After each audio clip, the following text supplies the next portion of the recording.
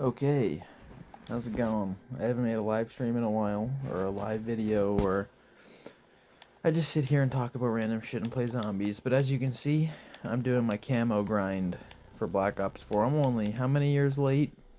5, 6? No big deal. But I've gotten quite a ways with my LMGs, as you can see. BKM, I still need a few more headshots. This is annoying, man. 1,000 kills without any perks activated. That is annoying. So we're going to play some Dead of the Night on casual mode. It's the best way to go for headshots in my personal view. And I only learned about 2 weeks ago that you could actually play casual and still get headshots and have it count towards your XP at all. So let's just hop right into it. I have Deadshot on, of course. Deadshot Dealer, because they had to change the name for some obscure reason. They felt the need to change the names of everything except for Quick Revive and Stamina Up. Well, Electric Burst, Deadshot Dealer, weird. PhD Slider. They brought Flopper back from Cold War. Weird. That's gonna be the next game I download. When I get bored of Black Ops 4. I haven't played Cold War ever, really. I've only watched people play it in front of me, so I'm gonna download it for myself. Give it an honest shot. I'll probably hate it. There's a mini map, and there's score streaks, so it's not zombies anymore, man. This is the last zombies game, which is why I am holding on to it and I'm cherishing it, and I am going to get Dark Matter on zombies. Might not be now. It might be in a couple months. It might even be next year, but I'm going to get it. And it'll be worth it. Just like it is in Black Ops 3. Every time I load up zombies and I've got my Dark Matter from multiplayer, it is definitely worth it. In the moment, no. I'm not having fun with this at all, having to use weapons that I would never want to use. Going for headshots, using shit like the welling, which is just annoying. Can I skip this cutscene, please? Every time I do a live, it takes 95 minutes to get through this opening cutscene of every map that I play. Yes, we get it, you're fat. I don't care. They're doing the ritual on Alistair. The lore for this map and for Chaos is very fucking cool. I'll be honest. I watched a whole video on it the other day and learned all the ins and outs. I'm quite fascinated. And it's a shame, like I said, I didn't have an Xbox at the time. Well, I didn't actually mention that, but I wasn't interested in Bo4 when it came out. Mainly because I didn't have a console.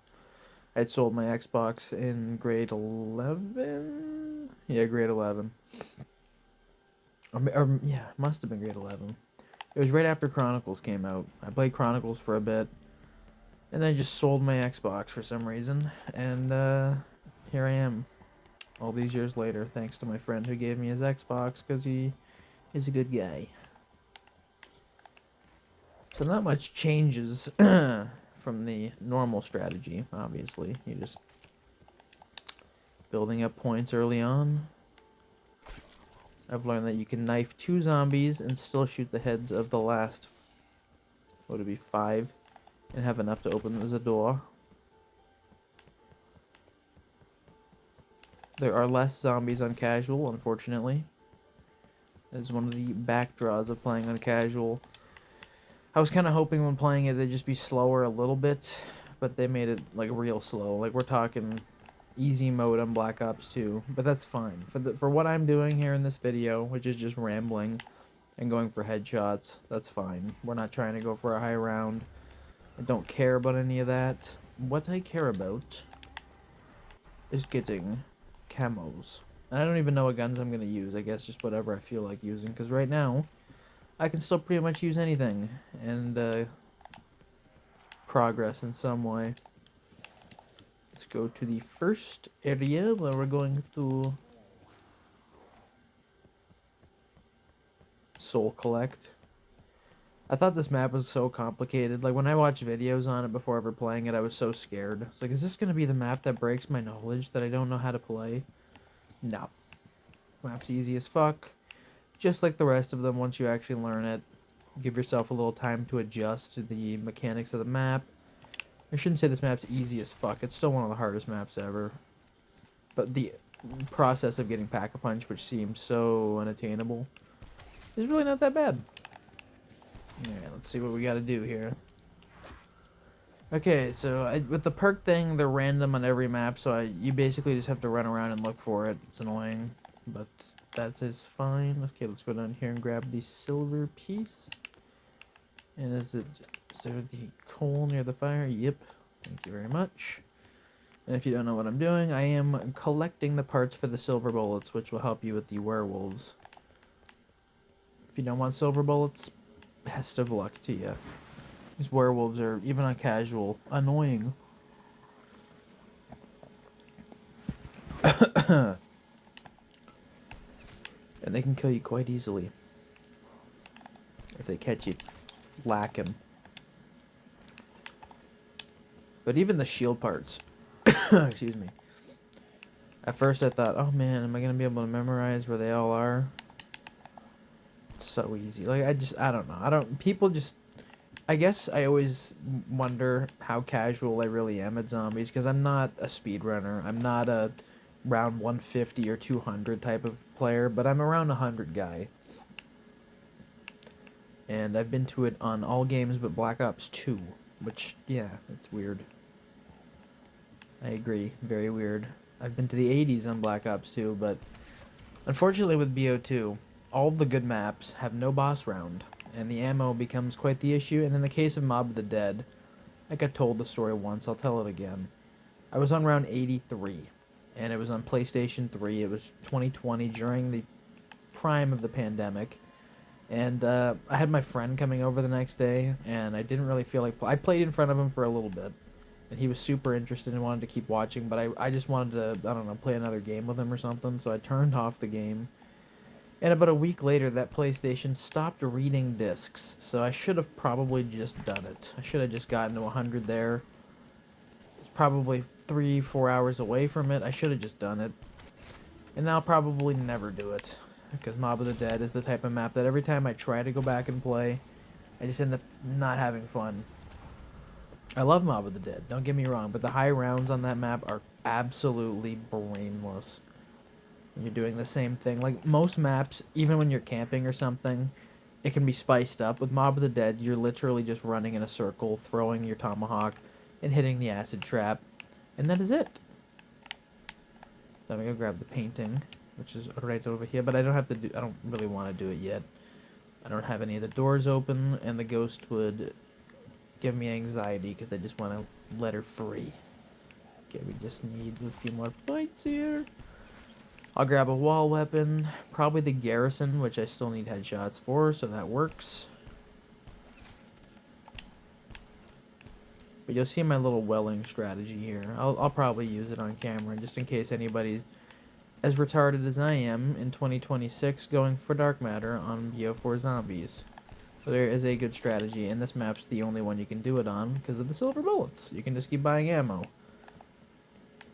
which is kind of busted. I don't know how they didn't think about that. I'm not complaining, because the other maps in this game, it can get kind of annoying trying to get ammo for your wonder weapon, or for whatever, any weapon you're using. But this map in particular, Helion Salvo, oh, I missed all my shots. You can easily just keep buying ammo for it. I haven't really gone for a super high round. I think I got to 67, and ended up dying, because I'm still sort of getting used to this map, high round wise. Anyways, the upgrade process, with the Pack-a-Punch process and the Alistair's Folly, I can do that all without having to look anything up. But actual high rounds, it takes some weathering, like any zombies game. It'll take time. You know, just magically jump into a map and, oh, I'm around 100, unless you're playing Tiger Totem, which is quite the cakewalk. I do like tag, I'm not gonna lie, but it's very easy. Okay, now we gotta go do this clock step. But while you're down here, look for the plate. Where is it? It's on the table. Out of my way, bitches. I think they're only, are they 3 knives or yeah, I guess they always are on round 4, but on round 3 they're 2 knives. So their health is a little lower on casual, which again sort of helps with the headshots. Nope, it's not this one. I'm playing with no sound right now, so forgive me. I can't just hear that shield part. Is it over here? No, so it's in the other hallway. Damn it. And it is the clock over by the shield area, which is fine because now we can build the shield.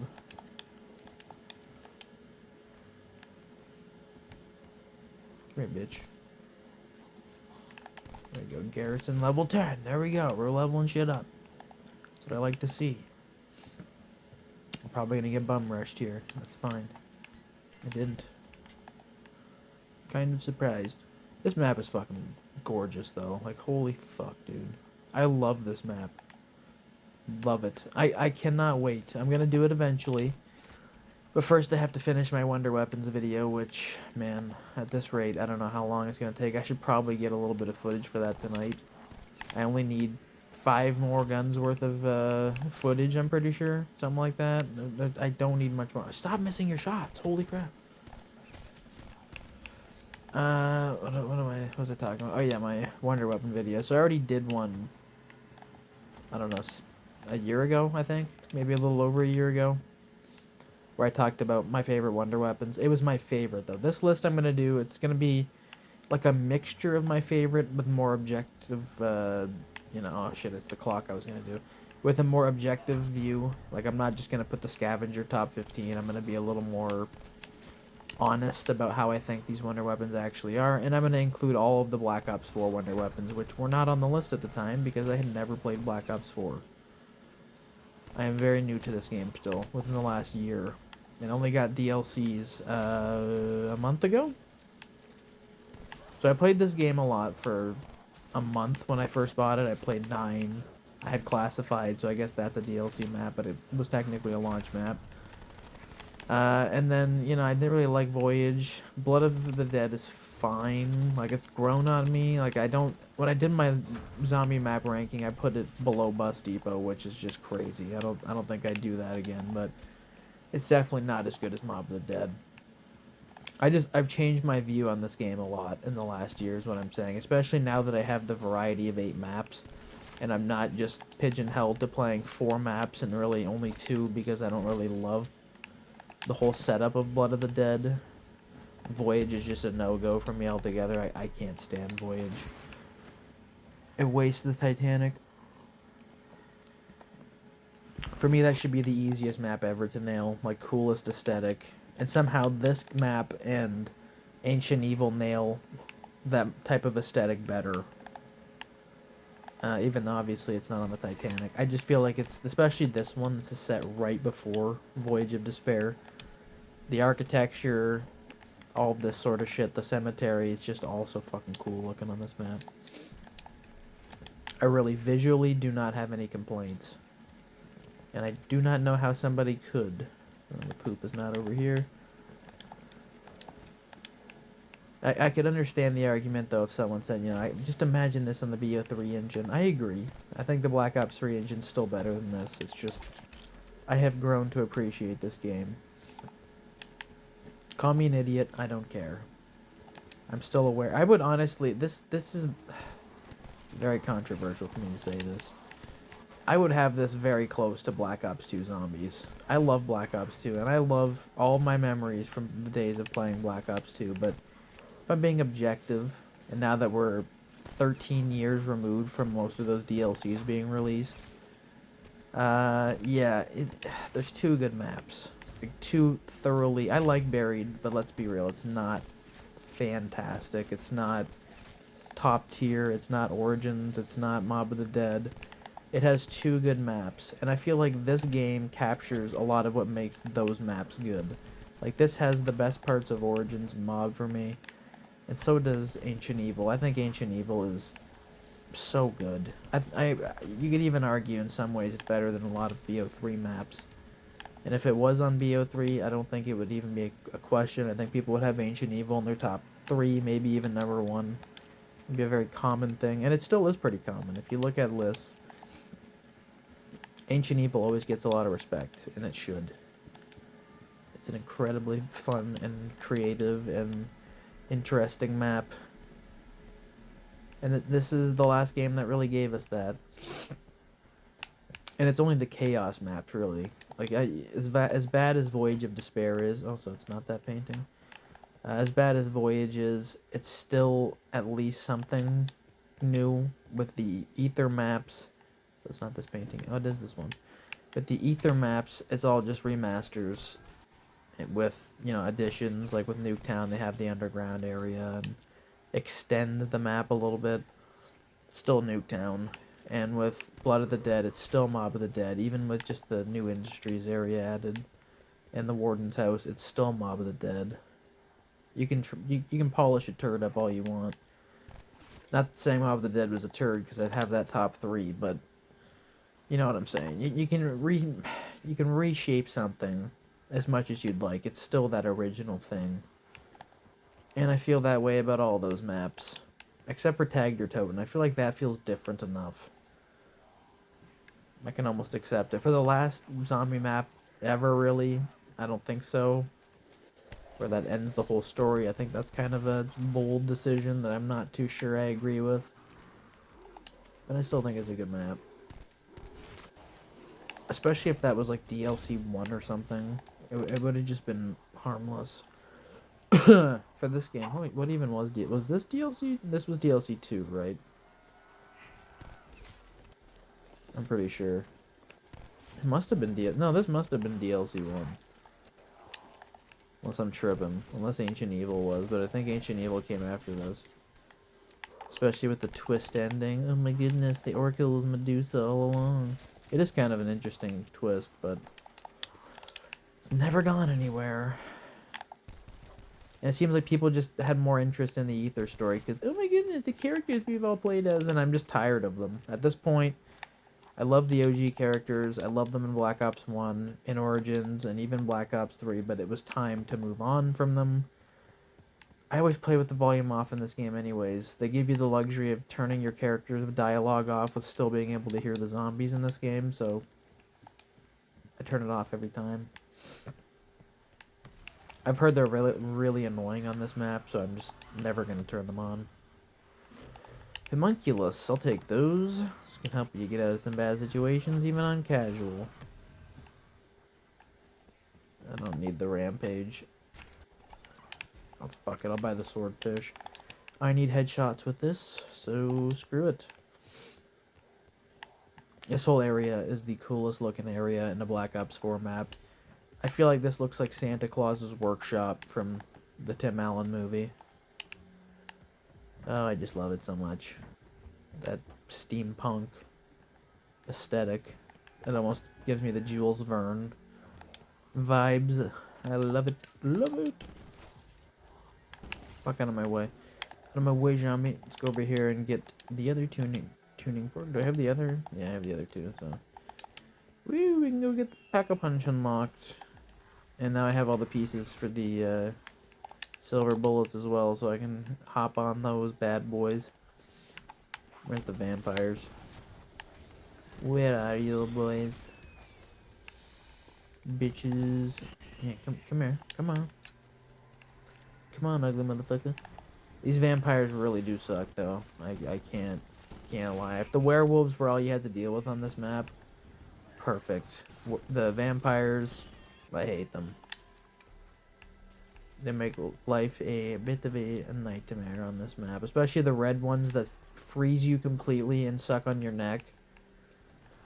It's, yeah, it's not fun. What perk is behind me? Is it Widow's Wine? Or not Widow. I just said Widow's Wine. Winter's Whale. Excuse me while I get my identical perks mixed up. They're literally almost the exact same. And as time's gone on, listen, I like Widow's Wine. In some maps, it really is necessary in Black Ops 3, but it's annoying as fuck, man. If you're playing Moon, or you're just trying to do a strategy that's not gonna take you 7 hours, Widow's Wine will slow everything down, and it's pretty annoying. Spitfire, I'll take it. I know I just bought the fucking... I'll take it. Need headshots for this as well. Headshots, headshots, headshots. Okay, let's go down here. Will I get the kill with this? Oh, I got a headshot. I'll probably upgrade the pistol. Because you can still somehow get headshots even with the pistol. It doesn't make any sense. And I'm hoping I can get a weapon with... Oh, shit. And when I say a weapon, I'm hoping I get the VKM. Because you can make crawlers with the VKM, and I am, I believe, 80 crawlers away from the gold Bowie knife, which you have no idea how long this has taken me, the Bowie knife crawlers. Like yesterday I played Classified on casual and I was just fooling around. It took me 3 hours to get to round 65, which I only think there's 4,000 zombies in the whole game. Just 3.5 hours, 4 hours just to get there because I was using the ray gun at the end of every round and knifing all the zombies, and I still only got 300, I'm pretty sure. I was at 47 before the game. Okay, so we do have all the forks. Let's go build the silver bullets. And then go grab bandolier. That's very important.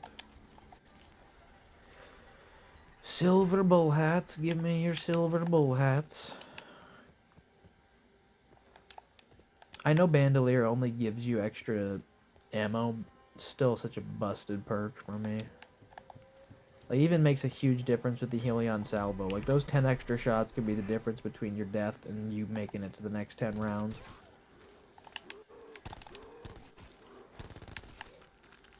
And I don't know how I feel about the newer games where you can just walk up to a crate and buy ammo. That's kind of defeating the purpose. And that's kind of how I feel with the silver bullets on this map. It's almost defeating the purpose. Thank God you can't buy them for the Alistair's Folly. That would have been dumb. They at least realized that. Ah! This thing runs out of ammo so quick. I like the Spitfire, but it's basically the Vesper. It's got really bad recoil, runs out of ammo almost instantly. The Scorpion 2.0 and the Vesper 2.0. Every Treyarch game, from VO2 to BO4, had one of these SMGs that were just too fast for their own good. Holy crap, dude. Alright, so round 10. Alright, let's go out and grab whatever perks out there, because it's probably Deadshot. That's what I'm saying with this annoying system on this map, where you never know what the perks are. They always swap around, except for your main #1 perk.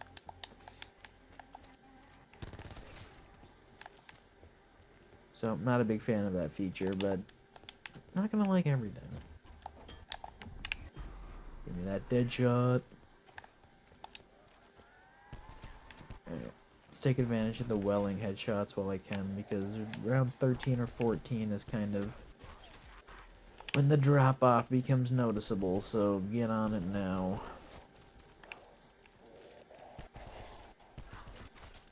But just, you can't lie, you know, the aesthetic of this map, it's gorgeous. And then when you learn about the story and how it fits in and everything, it just makes it all the better. I'm kind of pissed this place burns down right after this map, though.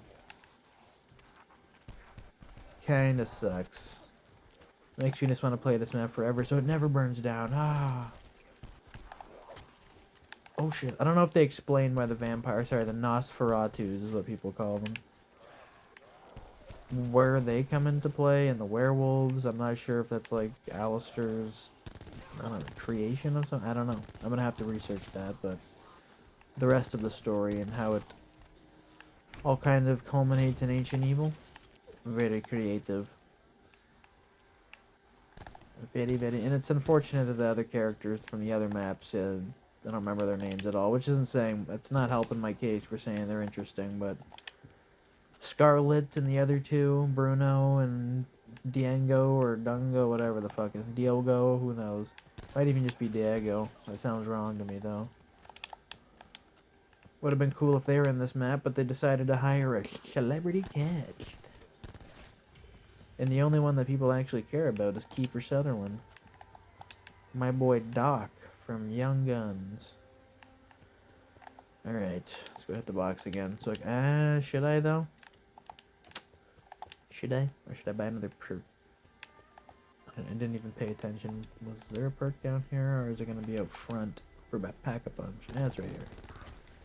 I'm losing my voice somehow. I'm not understanding this. This happens every time I try to make a freaking live video now. My voice just starts going hoarse and I can't talk.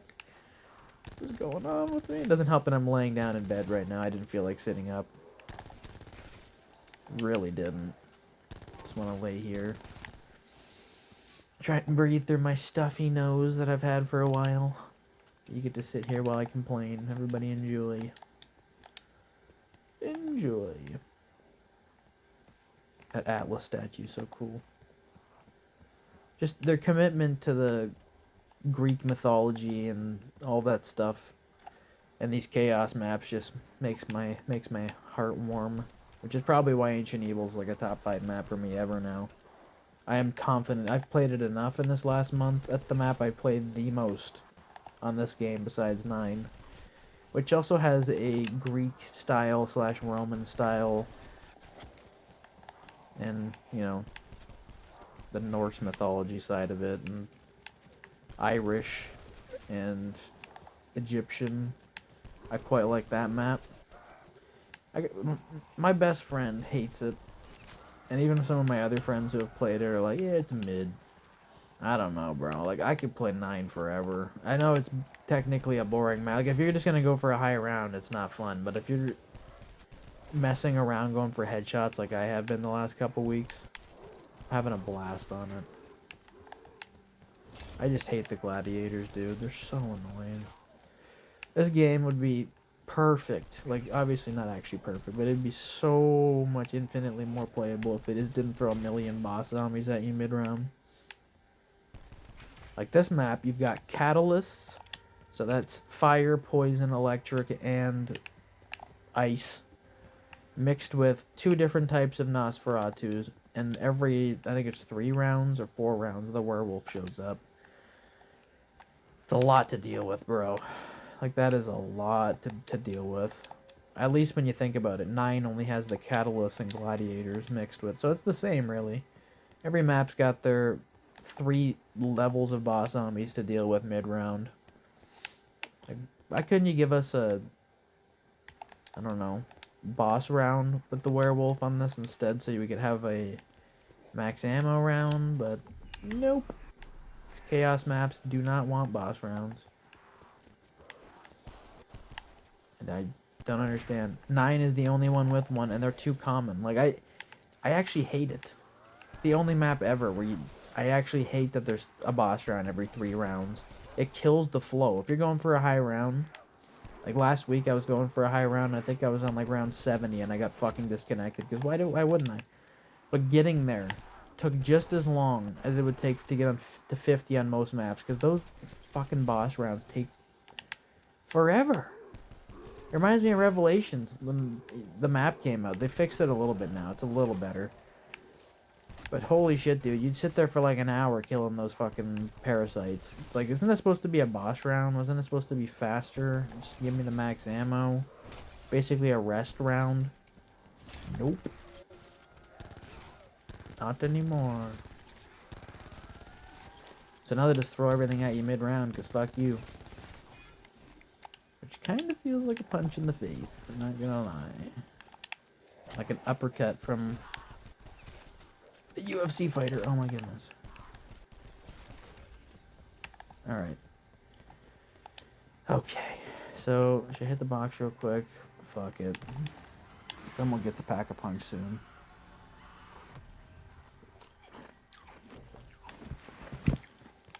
I'll take it. I need kills with this, so this works. But it's not the LMG I was looking for, motherfuckers.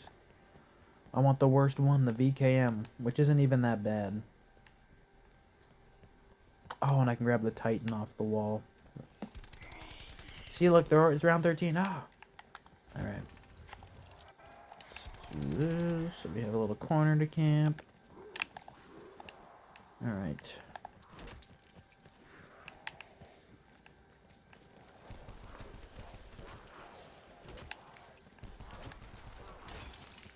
Ah! That's why I had Winter's Wail on, baby. Them being slow presents a whole new challenge. Like, I really hate how fast they run in this game, but them being this slow is almost equally as hard. Oh, man. Oh, boy.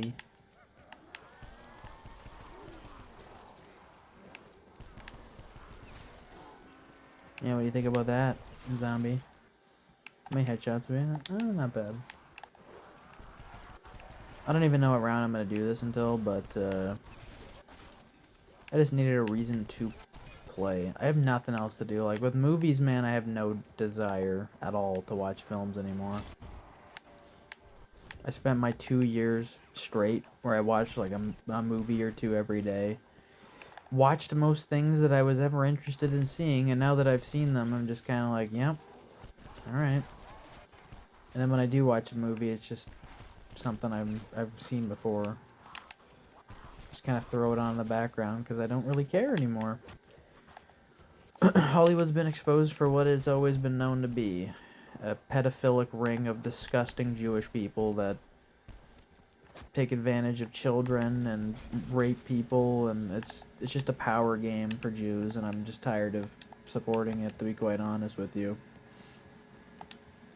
Especially when I see every franchise I grew up loving getting gender swapped, race swapped. It's just time for me to step away from that, is what I'm saying.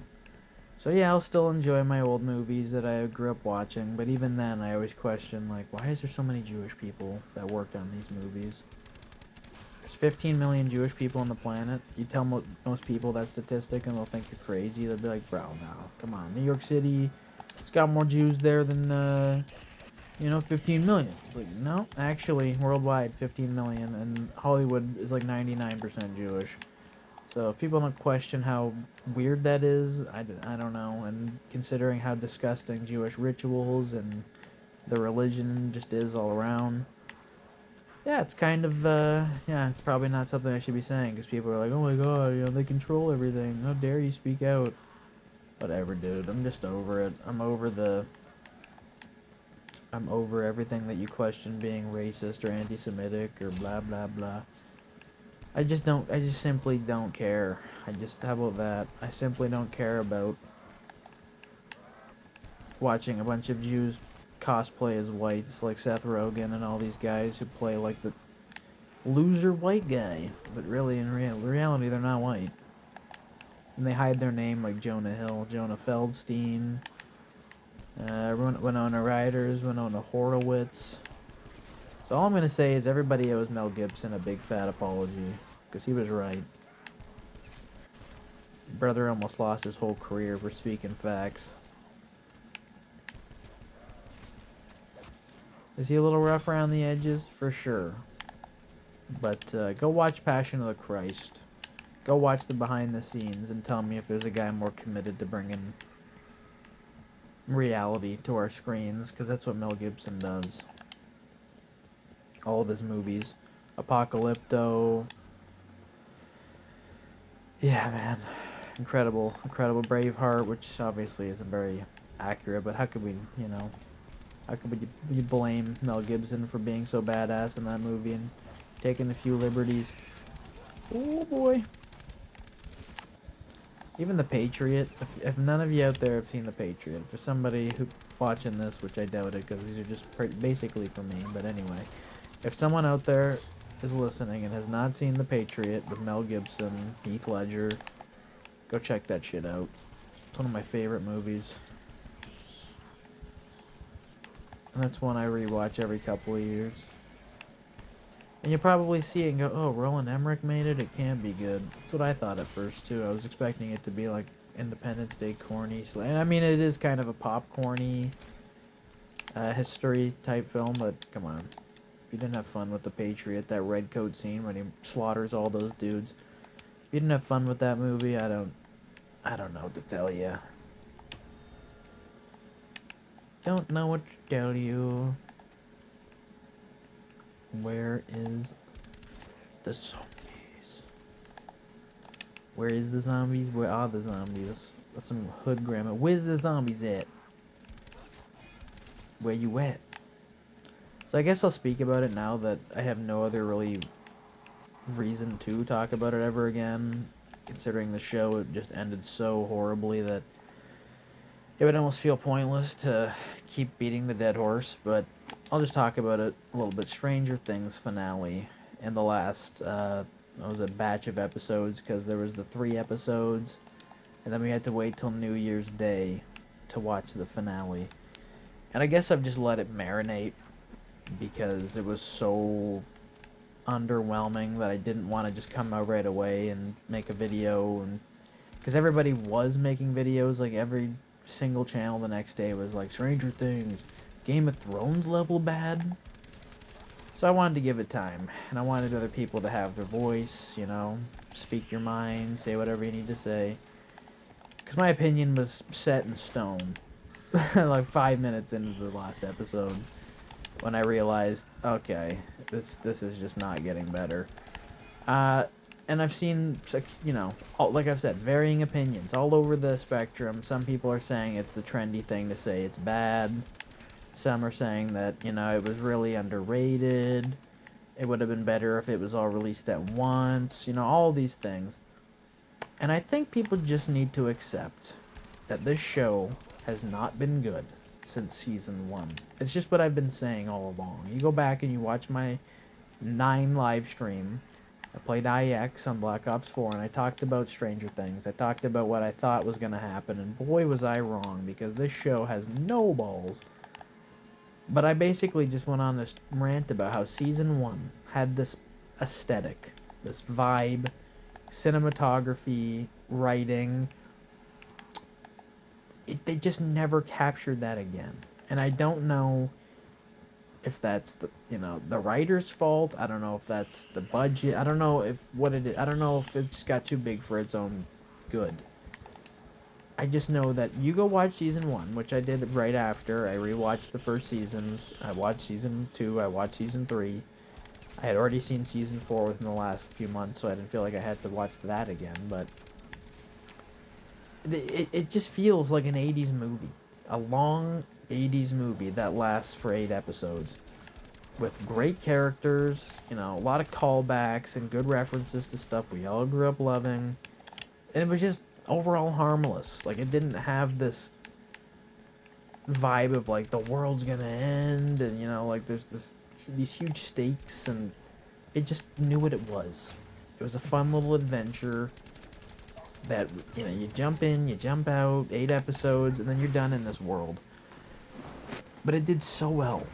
And if you see how well it did for Netflix, even I didn't really know until I went and I looked at how much money it made them. It made them a killing. So in their mind, they didn't really have a choice, and I get it. You know, everything that we enjoy out here, really at the end of the day, we're only enjoying because it's profitable for whoever's making it, including the game I'm playing. But in the case of Stranger Things, you'd think you'd sit back. You know, you'd maybe think about making a second season, and that's fine. Season 2, it's not great. It's not good even. It's fine. That would have been the way to end it. You know, you had a great first season, a decent second season, and that's fine. You know, people would remember for what it was, this fun little show that we watched in 2016 and 17.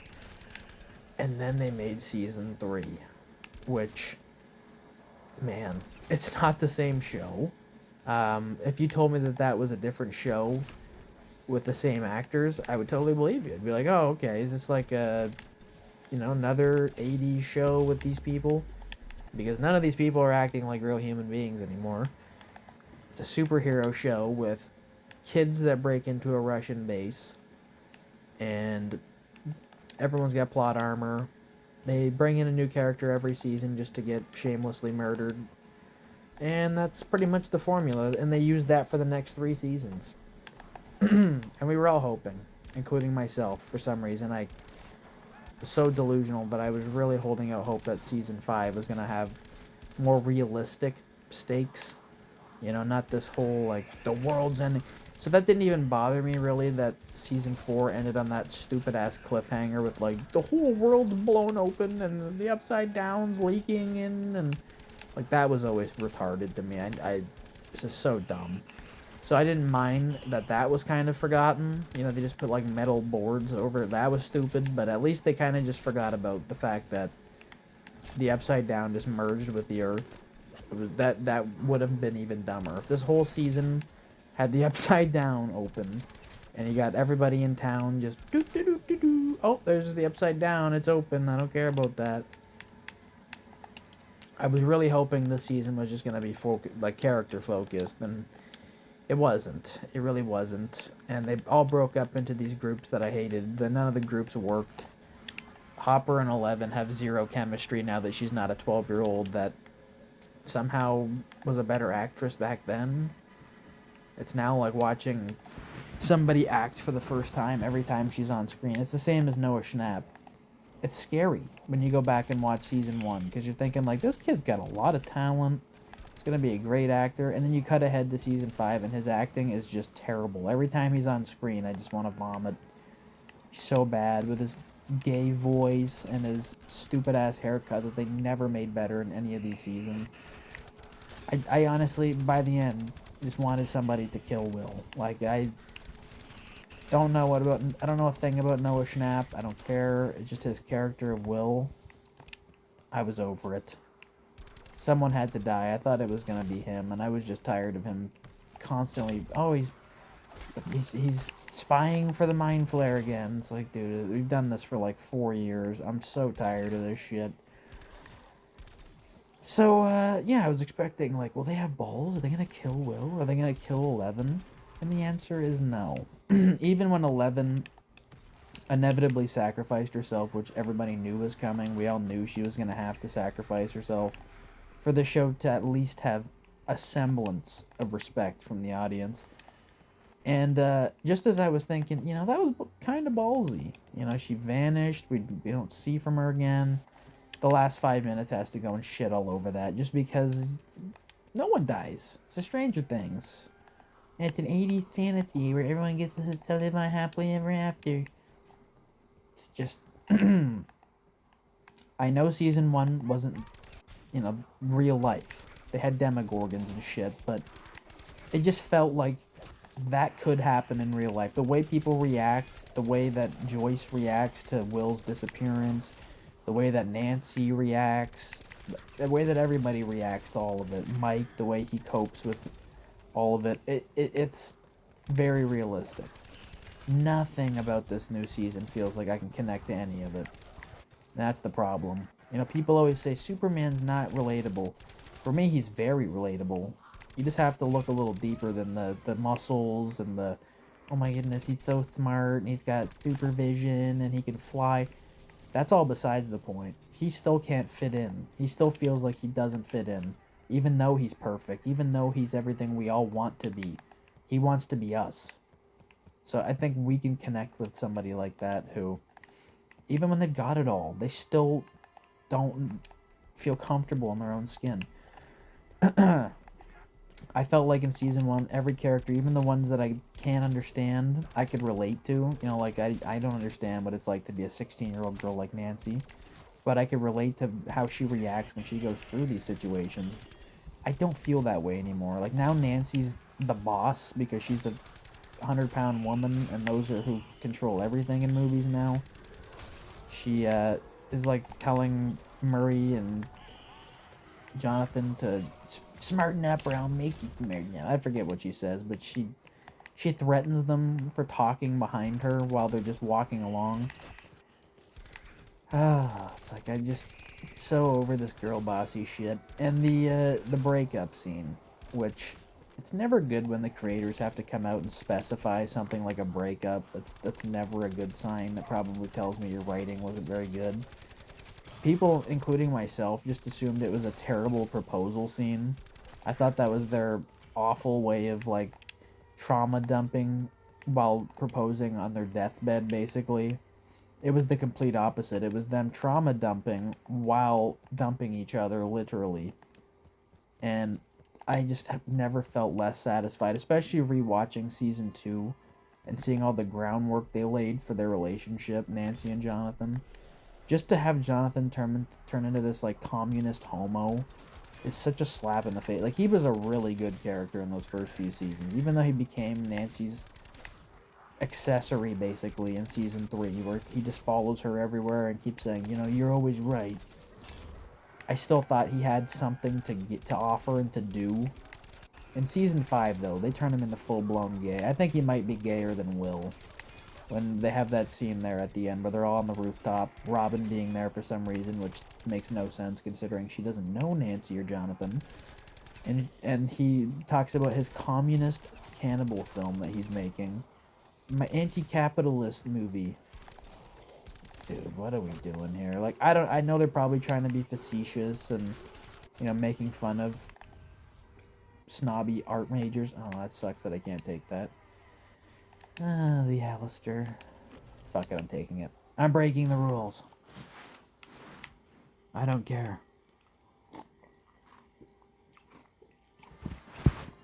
You know the beauty about these games? I make the rules. So basically what I'm saying is Season 5 is dog shit.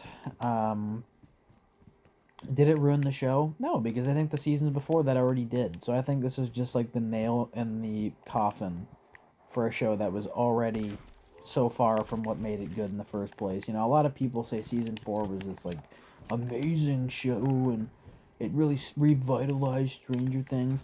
I went on Netflix the other day because I was really curious. I knew it was a longer season, but I didn't know how long. Every episode's over an hour.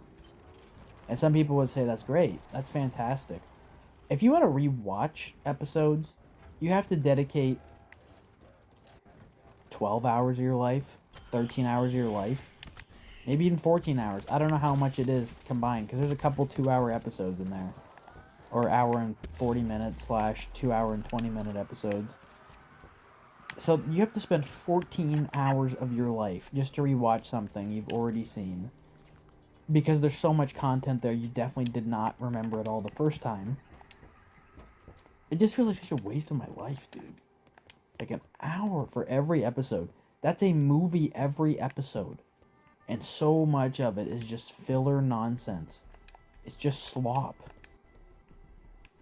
And all that Russia stuff with Hopper in prison, like, none of us care. And if you do care, you're an AI. You're an NPC. You should not care about this. The fake out death was just absolutely gutless. We all knew it was a fake out. I remember watching that episode for the first time knowing it was a fake out, and I was a dumb little, what was I, 17, 18? I was dumb as fuck. I was dumb as fuck. And even then I knew. So if you couldn't fool 17-year-old me, I'm sorry. Like, I was your target audience. I was a fucking retard at 17. I thought, like, all these new Marvel movies coming out was peak cinema. I had no idea what was going on with movies. Like, I really didn't. And television. I thought everything was the best thing I'd ever seen. So for me to point that out back then, kind of a bad sign. And then I really felt worried when they instantly felt the need to release a trailer of Hopper in a Russian prison.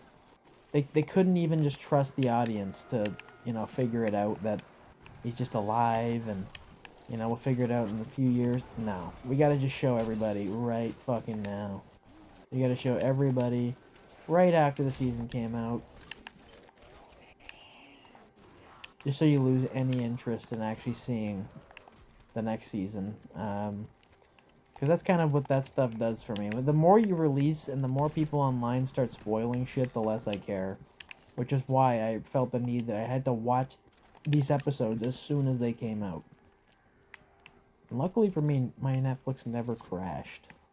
Which kind of surprises me. Everybody always talks about, you know, my Netflix crashed. I was waiting for Stranger Things. I didn't have that.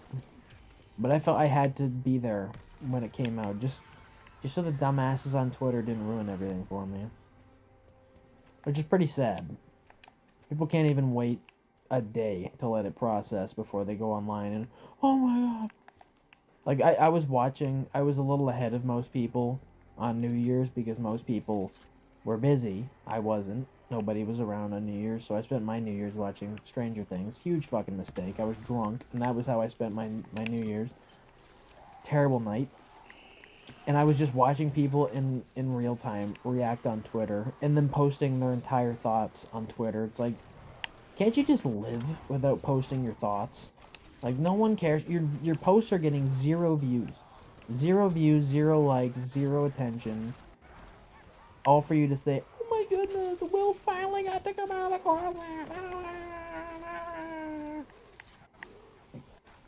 I just worry for how low IQ it's gotten. And it's making a lot of sense. When Ben Affleck and Matt Damon came out and talked about how they were basically told to make their movies stupid for Netflix, they were told to dumb it down because their audiences can't keep up. And they have to re-talk about the same things 4 times just so their audiences can, understand. So if they have a point they have to make, we're talking about it 4 times just so the audience picks up on it because they're all on their phones. Which is really scary to me that that's actually a thing, but it is. So that explains why Stranger Things 5 had endless rambling, repeated rambling, where they just kept saying the same shit. They all kept repeating each other. It's because people don't have the attention span. That's basically what that is. Like that scene where Dustin talks about is that bile thing full? I can't even tell. When Dustin talks about like the dimensions merging and the upside down or whatever crashing onto planet Earth, and Steve just repeats it for dumber people because they know the show's made for retards at this point, so they have to have the dumb character explain to dum dums because smart people we can't understand your big words. As we scroll on TikTok and watch our Steve Harrington edits while watching the show. We're cursed, dude. We're an absolute cooked society. Like, you can't sit through an hour episode without going on your phone every 2 seconds. I get it. Checking your phone, whatever. There's a slower scene. I'm guilty of it myself. I don't sit through an entire movie without checking my phone usually, which is pretty bad, but I'll even pause it. If I really feel like I need to see what's going on online, I will pause my movie. But in the case of these people, they don't actually put their phones down. Like, I've watched women watch movies and television shows, and they do not put their phones down. So they watch the movie less than they're actually watching their phone. And it's explaining why people are so retarded nowadays. And it explains why movies and television are having a really hard time convincing people to pay the fuck attention because they're on their phone 24/7. So I don't really even know why I'm upgrading the Alistair's Folly considering I'm going for headshots, but how many headshots do we have, by the way? Yeah, we're lacking here because we're using the Alistair. Okay. Well, I may as well finish it now that I'm on the last step. Boom. Boom. That one? No, it's this one. Boom. And chicka-boom. You just spray it. Pick it up. This is what I'm saying. Once you actually play this map, the Alistair upgrade is just a cakewalk. But the first time doing it, it is very annoying. How long have I been playing? Let me check real quick. 55 minutes. 53, I guess, but I'll play a little bit longer. I play a bit longer. I'll play like an hour and a half worth. Oh my goodness, you run so slow without stamina. Holy crap. Holy crap, man. So if I had to rank all the seasons of Stranger Things, obviously season 1's number 1. Season 2 is number 2 for me. And this is where it gets tough, because from there on out, it's like picking the nicest looking pile of shit. It's like, oh, which one stinks the least? They had a lineup of guys who just had a buffet worth of food. And, all right, whose shit stinks the least? I guess season 4. Just as that, after talking all that shit about it, at least the Vecna scenes make up for how bad the rest of the season is. Like, Vecna is a really good villain. And it makes me feel like I'm watching a Nightmare on Elm Street movie in a lot of the scenes that he's in, so I appreciate that. But the focus on Max, I never, ever, ever cared about Max. Not in season 2, not in season 3, not in season 4, definitely not in season 5.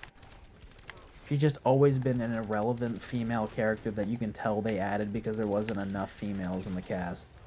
They're like, well, 11's not going to be around much this season. We need someone else to be the woman for around the boys. Or sorry, little girl around the boys. And then force an interracial relationship when the actress was scared to kiss the black boy in real life. And that is a fact. You can look that up. I'm not making that up. She was scared. And all the Jewish producers were like, oh, you're going to enjoy it. Come on. It's their favorite. Watching blacks and whites kiss on camera and them forcing it, especially the kids, they're loving that, the Jews. Sean Levy and I forget the other one's name, just disgusting human beings. Disgusting, man. And just felt like the plot armor got so out of control in season 5 that I just couldn't even care anymore. When Max woke up and she had her eyesight back, and her bones were fully okay, even though in the last season her arms snapped in like 14 directions, her legs were snapped, her jaw snapped. Like, yeah. Alright, dude. Like, we get it, you like Sadie Sink. All you seem to enjoy her except for me. But even in The Whale, I didn't like her. I just don't think she's a very good actress. She's cute, she's a pretty lady, but not a very good actress. I don't think any of them have really grown up to be a very good actor. Like, that scene where Mike is saying goodbye to 11 is just so fucking terrible. So terrible. I can't even tell if that's just the writing or if it's just their acting, but Finn Wolfhard in that scene, it's like he's trying to be as terrible as possible. It's so bad. Noel, please don't go! And then Millie Bobby Brown trying to, like, mew at him because she can't even move her face. She's gotten so much Botox. It's just overall a disaster, dude.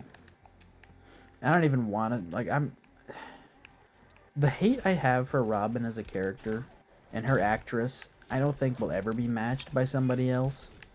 I think it takes a rare breed of human being, an Epo baby, to really grind my gears, but she has no talent.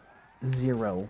Negative. And I watched her sing. There was a video of her singing, and not very often does someone singing actually piss me off. Her singing was pissing me off. Like, the style of singing. The whiny... I can't even recreate it because it's so bad. But basically, she wouldn't be anywhere without her daddy and her mommy. And that's my issue with Hollywood now is... What happened to the talented Nepo babies, huh? At least the ones I grew up watching and my parents grew up watching were talented Nepo babies. Now it's just very clear that these kids are just like, well, my parents are rich, so I can just coast off their accomplishments. Are you ever going to actually act? Are you going to ever be a good character in any movie or show you're in? Or no? Okay. I think her career is going to fizzle up very fast. Let's just say that. Now that they're not keeping her alive on a show that she should have been dead on 2 seasons ago. Or just not come back. Like, if she was just in season 3 as that Robin, I don't think I'd have an issue. She wasn't terrible in season 3. I still find it really annoying they had to force a gay character into a show from 1980-something in rural Indiana, which is one of the most Christian places / Catholic places in America at that time. It's, yeah, just ticking off one of the boxes, because they have to have the diversity, of course. They've got to have the lesbians. And they can't let the white guy, the straight, handsome white guy, actually end up with a woman. Even Jonathan, he's not a handsome guy by any means, and he's definitely not straight by the sounds of it, but even he ends up with nobody in the end. They just hate watching white guys be happy.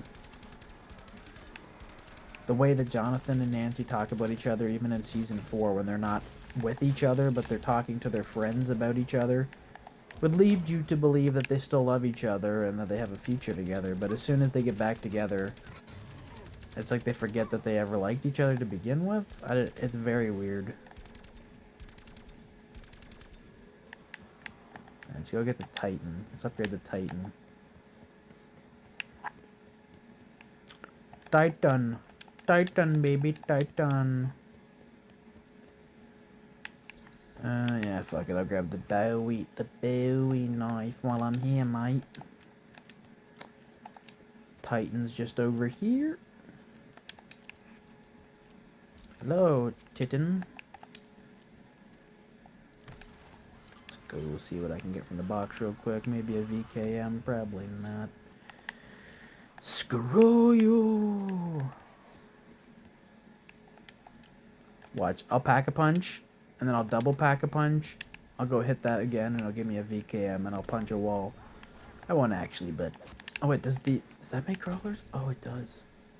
Oh, shit. Who needs a VKM when the Alistair creates crawlers? I didn't even know that.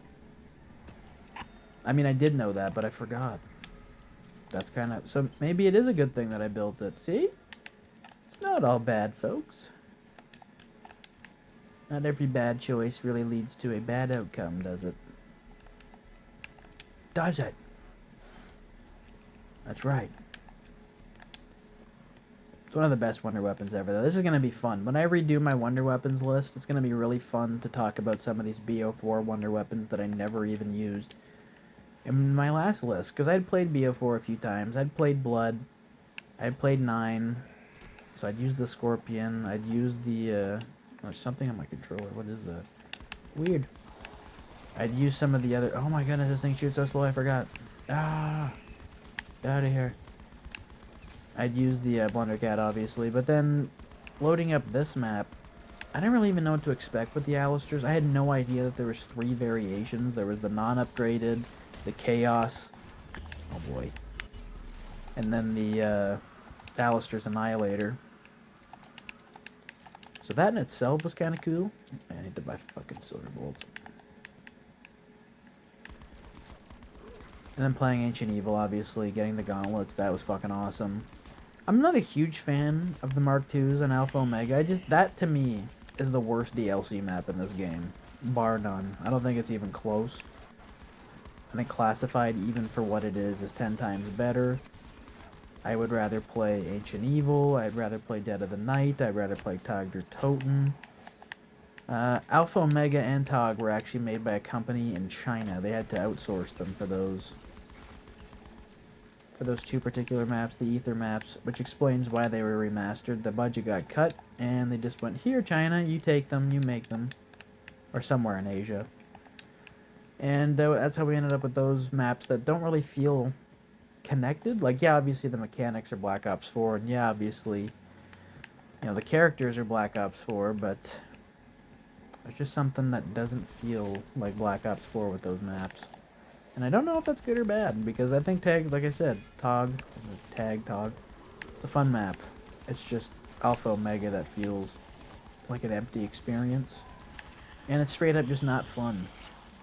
Like, if you see these fuckers, they suck. I hate you. Insta-kill, though.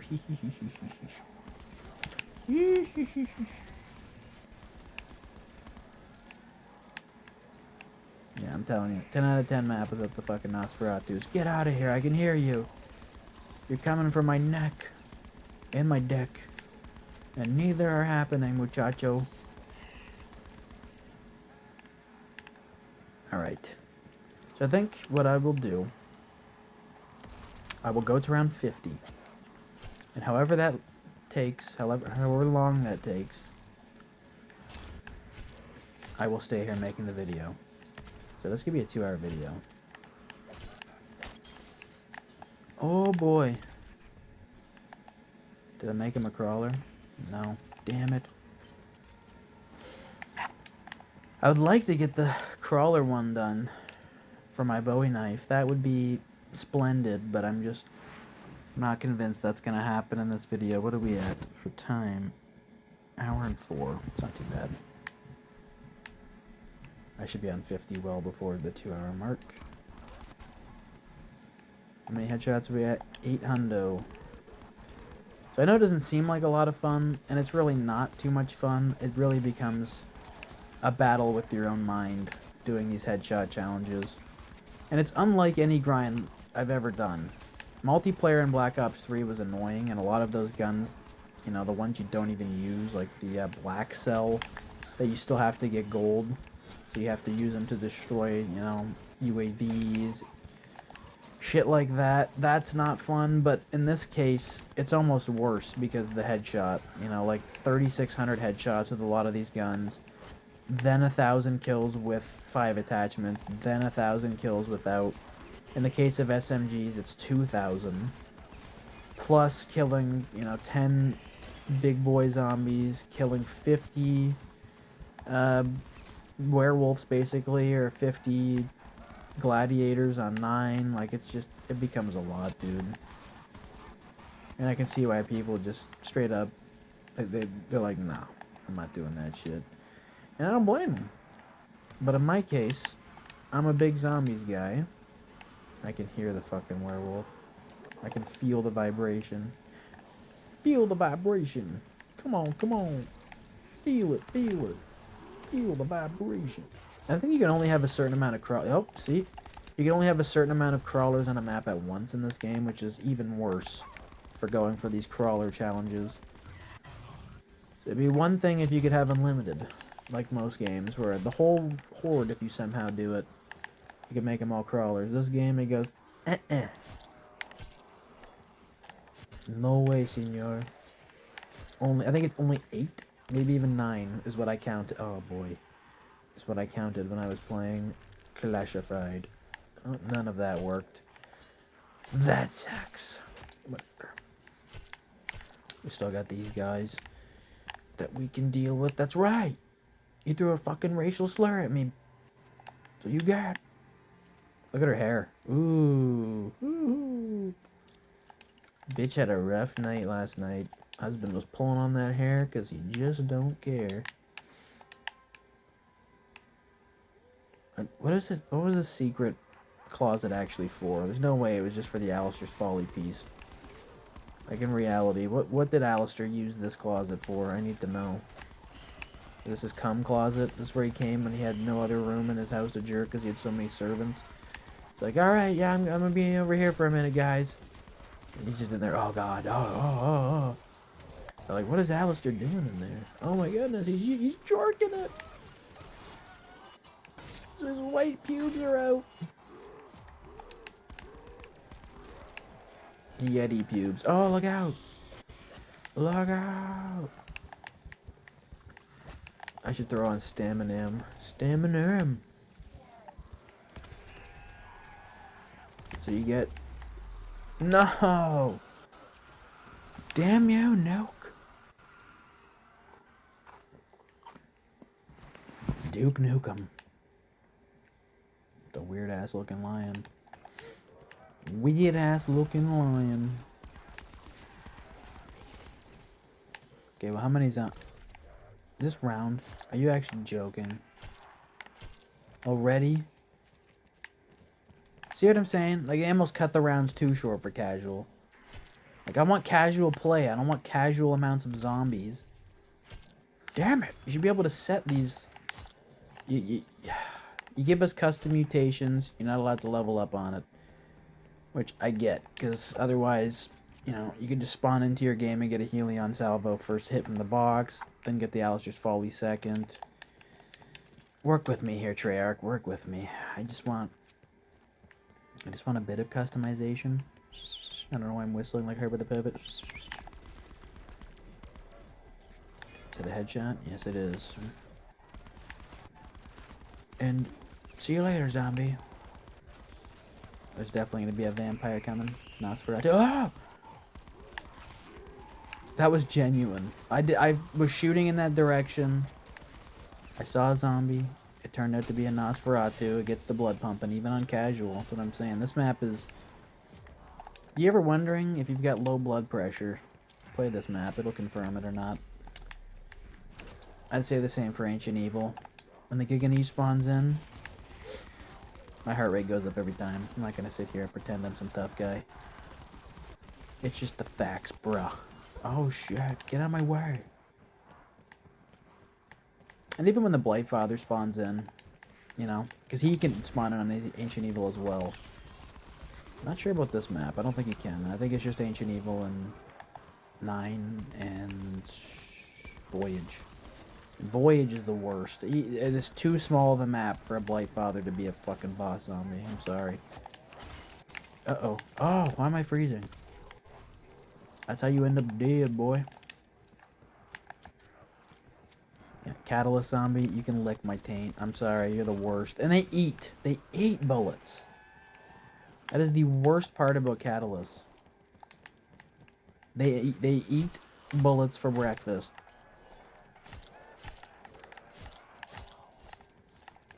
Oh my... Holy bejesus. There's got to be a couple crawlers somewhere else, right? No, that was it? Alright, we'll make a few more. Okay, so literally a few more, because you all decided to die on me. Okay, we gotta be working our way up, right? I don't know how many that is so far, but it's gotta be close to like 20. Just give it around 50, I should be able to get it. Right? Come on, I need some reassurance from people. Did I say reassurance? Reassurance. My goodness. So you know it's getting tired. I'm combining words that aren't even words. That's what an hour of talking straight will do to a man. I'd say I'm pretty good at it now, though. You know, I'm not oh my goodness, you're back. I'm very confident in myself for very many things, but when it comes to talking about anything, really, I feel like I'm not too bad. I can bullshit my way through a lot. I was watching Billy Madison the other day, and that business ethics scene popped up, and I was kind of like, I think I might be able to bullshit my way through that. Probably wouldn't get a, A+, but let me sober up a little, put the weed away for a day. Oh, I'll rock you. I will rock you. Keep in mind, I'm doing all this, partially stoned. It's kind of wearing off now, but I love weed. I do. It helps with my anxiety a lot. I know it sounds like a cop-out, but for some people it helps, some people it doesn't. That's fine. In my case, it just makes it harder to say things fast. Like, I can still formulate things in my mind. I can still have pretty comprehensive thoughts in my brain. It's just when it comes to actually conveying what I'm feeling and thinking, it gets tough. I just sometimes start live streams here when I'm too stoned and I'm like, dude, I got nothing to say. Literally nothing. I started one on 9 like a week or two ago, and I sat there for like 5 minutes without saying anything, and I finally just realized I can't upload this. I'm not even speaking. I was in a bad mood to begin with. I don't know why I was thinking, this is a perfect... Oh, get out of my face! Holy shit, dude. The werewolves are nuts on this map. I kind of love it. I kind of love how intrusive they are. It reminds me of how I used to feel about the Panzer in BO2. Oh. Before all risk got taken away by upgrading the Boomhilda. Before I knew about that when I was like 12. Dude, you have no idea how scared the Panzer used to get me and my buddies. We would scream like the war sirens were going off in our town. We're like, Panzer! Ah! We'd scream and freak out. All of us having MP40s. Then we'd act surprised when all 4 of us, or 2 or 3 of us, all go down. Like, bro, you're asking to get cooked. You guys got MP40s against a Panzer. You blame me, though? It's the first zombie map ever. Because I've been playing zombies since BO1. Which makes me an unk when I think about it. That makes me a legit unk. To be able to say I've been around since BO1. But Origins was the first map that I ever actually felt like, this might be too much for a 12-year-old. It probably was. I was probably expecting too much of my little 12-year-old brain. But Mob of the Dead, as tough as it was, I still somehow figured that out. I figured out all that stuff. My buddies and I used to do the Easter egg. You know, that was a good time. But then Origins came around, and I was expecting more of the same. Where like, yeah, there'll be a skill curve. It might take a few days, but I'll figure this shit out. And like a week goes by, and most people still don't know how to upgrade the staffs properly. It just that whole process, once you get used to it with one map, it becomes a lot easier with all of them. Like, Origins made this map a lot easier. If there was no Origins before this, and there was no Shadows, and no other maps where you had to summon all these different things just to get to Pack-a-Punch, this would have been the most overwhelming experience. And that's what Origins was. When it first came out, it was just too much to handle for most people. And that was either where you began like to truly love zombies like me, or you just turned away from it completely before Black Ops 3. And yeah, it's your decision, but Shadows of Evil just doubled down on all the stuff that most people hated about Origins. You want Pack-a-Punch? Well, you gotta do these steps first. You want your upgraded sword? Well, you gotta do a whole Easter egg just to get it. You want your wonder weapon? You gotta build it. Like, it's a lot of work. But in the end, I don't want to hear you say it's not worth it, because it absolutely is. Shadows of Evil, I don't play it often anymore. I love Shadows of Evil. It's my... Did I have it third? I think I had it third. My third favorite map of all time. And I stand by that.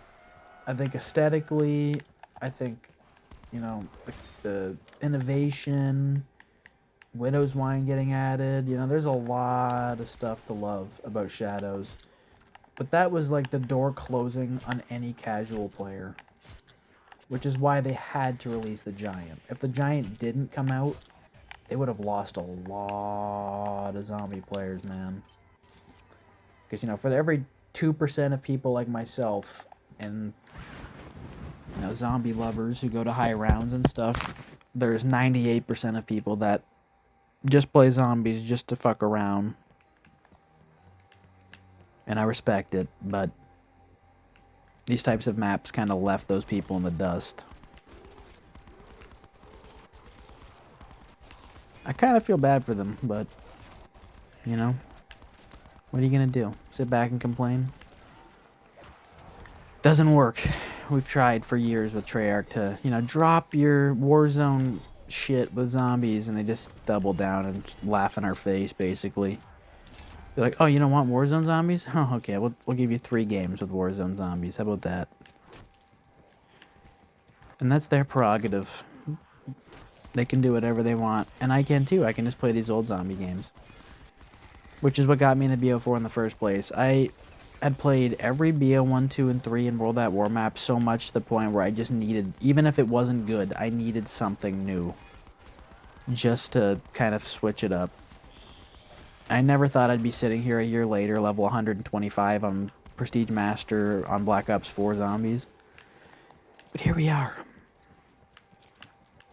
I think to truly have an opinion about a game, especially a Zombies game, you have to be Prestige Master. You have to have a lot of time put into it, which is why you'll never hear me sit here and, you know, waste my time bashing Cold War and all those. Those games just aren't for me, I don't think. I could play them and have a totally different opinion. I don't know.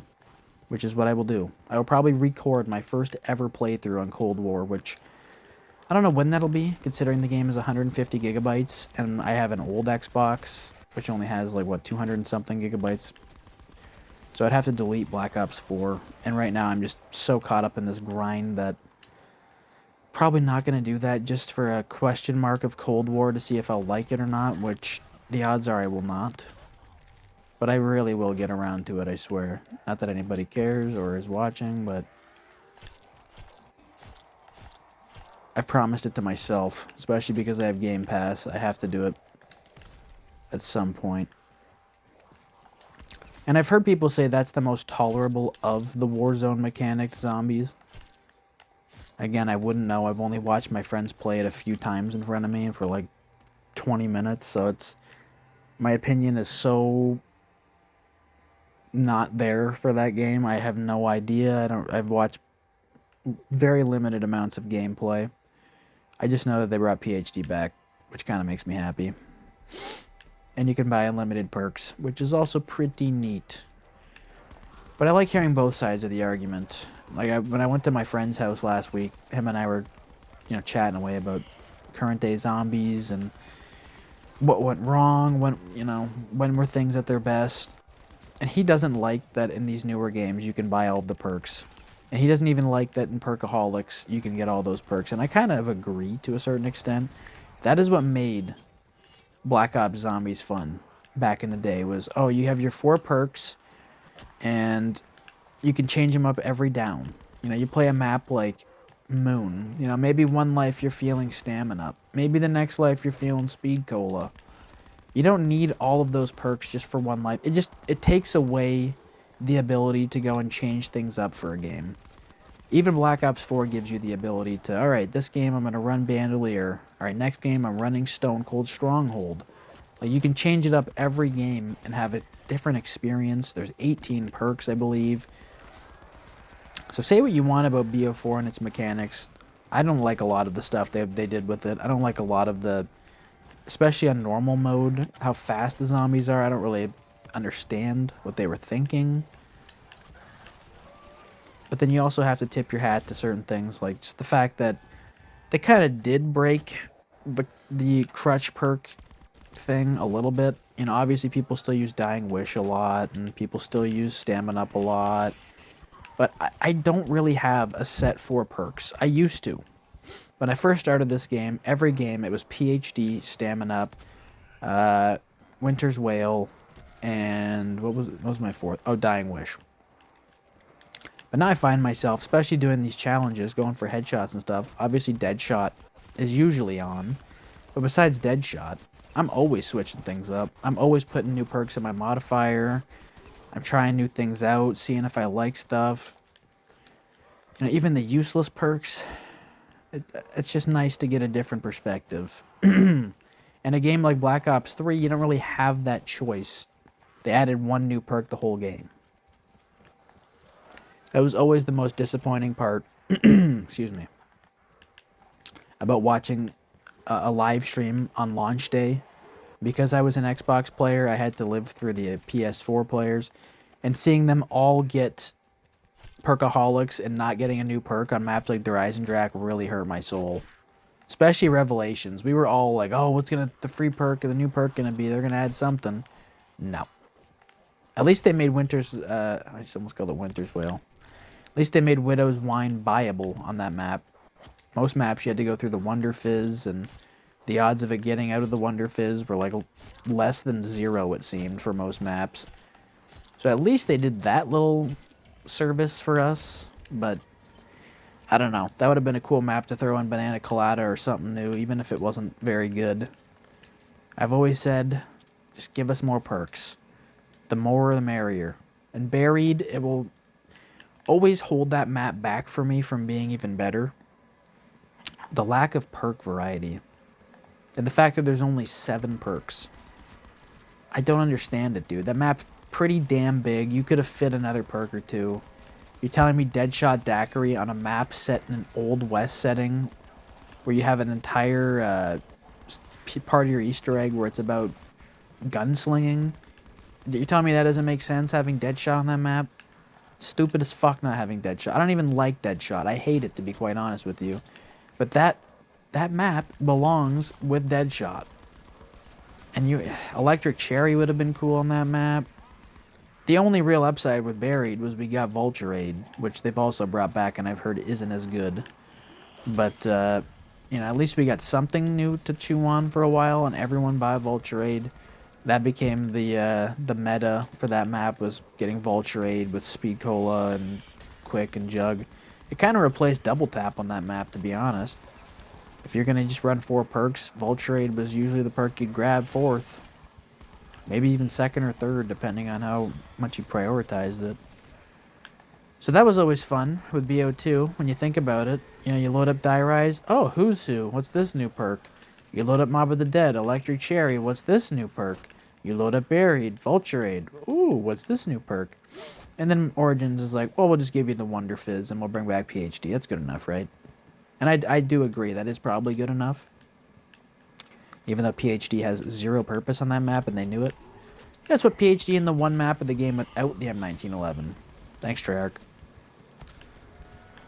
Thanks, Treyarch. Yeah, and the map that nobody uses the ray gun in unless it's like round 5 and you're just setting up and doing Easter egg steps or something. It really felt useless to me. It still does. But it is filler for the Wonder Fizz, and that's really what it is, because they can't have, you know, just Jug, Quick Revive, Speed Cola, and Stamina up in there. They have to have some filler. And that's why Deadshot came back. And every map after that.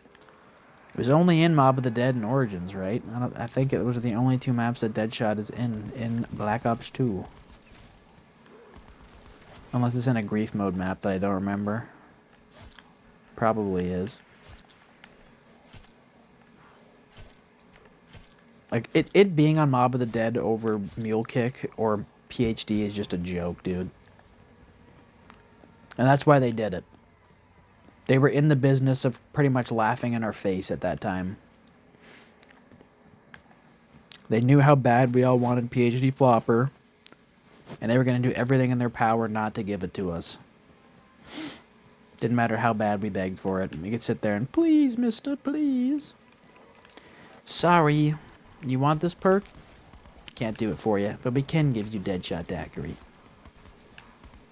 Bastards.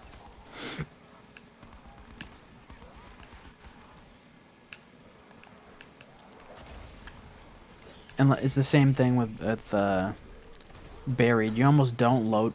Oh my god, I can't speak. You almost don't notice the lack of perk variety because we got a new perk. And Electric Cherry was so integral to the main strategy on that map that you don't even notice that there's only 5 perks. You just kind of, you know, swallow it. But that's a big reason why I have Origins over Mob. The perk variety on Mob of the Dead is just not good enough. And that matters to a man. Especially in maps that let you choose on the map, not Black Ops 4 where you get your 4 set perks unless you're using Perkaholic. Yeah, it's important to me to have the variety, to be able to switch things up when I want to. Or just not know what I'm going to get. Like when I go to the witch's house, I just wish that Deadshot was in there so I could almost be like, no, I got Deadshot and not the other perks that I actually wanted. So it gives me a reason to go back. You see what I'm getting at? It just... Maybe I sound crazy. I don't know. Because most people are probably like, why are you begging for Deadshot? It's not good. Yeah, well, that's my point. And it also just fits the Western setting. Maybe I was off by saying Electric Cherry should have been on that map, because that would have made for 3 consecutive Electric Cherry maps, and it kind of would have wore the perk out. Which Black Ops 3 certainly did, by bringing it on every fucking map, except for Shadows of Evil. And the Giant. But Drak, you bet. Zets, you bet. Garad, oh yeah. And Revelations, of course. So by the end, it was just kind of like, do I even like Electric Cherry? And it was never good on any map besides Mob of the Dead, which is very, very unfortunate, considering how fucking good it was on Mob of the Dead. But it's by far one of the worst perks you can get when you're playing a map like Mob, or sorry, not Mob, Origins. Especially BO2. The Electric Blast Radius can kill you every time, basically, when you go down. It just stuns the zombies around you, and they stand there looking at you with your cock in your hand, and then you stand up, you're dead. So it's a basically death perk. It's kind of like Who's Who, where, you know, in theory, it should be good. And then you use it, and 95% of the time when you respawn with it, you spawn in the worst spot possible that you can't recover from. So, yeah, you use Who's Who a few times on a high round run, you'll probably never use it again, and that's kind of what happened with me. Going for my round 100 on Die Rise, which I've still yet to fucking get. I got to like round 92 and died. I don't remember if it was 92 or 93, but I was so close that I was ready to make a video, and like, finally, after 13 years of not getting to 100 on Die, and it would have been my first 100 on BO2, like, so many things to be proud of, and then, no. No. Liquefire let my ass down like it always does, because it's fucking bad now. That's where the list that I'm making gets really difficult, is with guns like the Liquefire and Paralyzer, where they were good at one point, but now you have to basically rate them low because of how bad they were nerfed. And even I'm stroking out, the electric bow to a certain extent. It's still busted. It's still a top 5 wonder weapon, top 10. But at one point, it was number 1, and you couldn't even argue it was number 1. It was even better than the Apothecant Servant. But now I think you can argue the Apothecant Servant on Revelations with the 15 shots and how long each shot lasts. That's probably number 1, right? Not to give the spoilers for my list, because I don't even remember if I have that at number 1, but I feel like that has to be. But this is also up there. This thing, it's 4 wonder weapons in 1. You got 4 different abilities. Might even be 5. I think it is 5. 5 different abilities with this upgraded Alistair's Annihilator, where you can do all these cool different things with them. My friend and I, when we played this map a while ago, like a couple weeks ago, when we were both very new to this map, we were just sitting there trying to figure out, like, what does each upgrade actually do? Oh, 1200 headshots, not bad. And I've learned that my favorite is the Shrink Ray one. Like, by far. I also like the Fire one. Those would be my 2. Rest of them, take it or leave it. I'm not really a big fan of most of them. Like the one that just attracts them, eh. The Wind Blast, eh. I'm forgetting one, I think. Unless, maybe it is just 4. Okay, so this is the end of the round, I'm guessing, yeah. Let's wait for the insta-kill to run out. There we go, we got some crawlers now.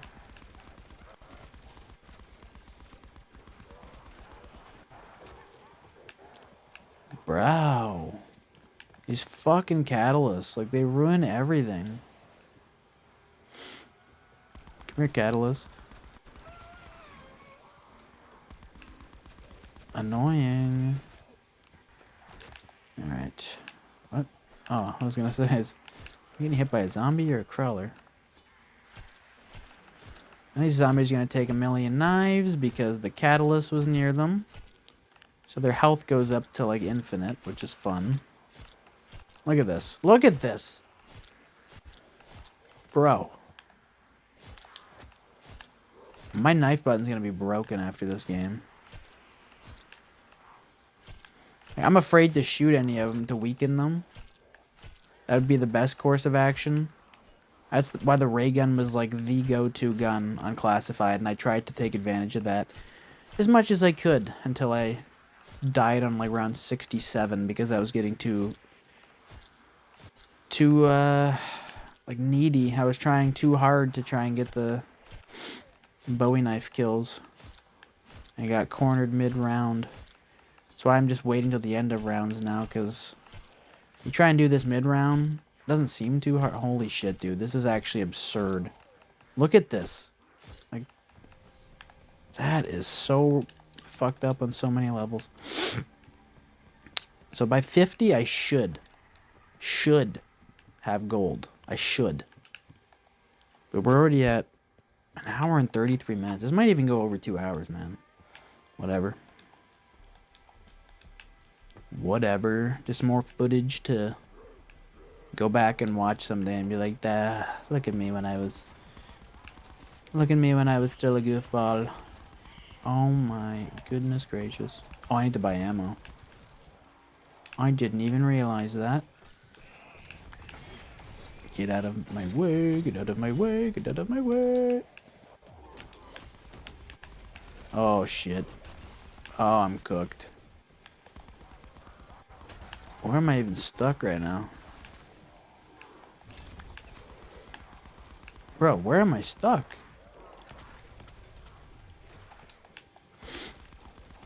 Not gonna lie, for a hot second there, I forgot I even had the Alistair's Annihilator. That's how tired I am. I thought I had my welling upgraded. Did I even upgrade them in this game? I think I did for like 2 seconds. Oh! Get off me! Where are they going? What? Bro, what just What? What did I just do? And how did they just run away from me like that?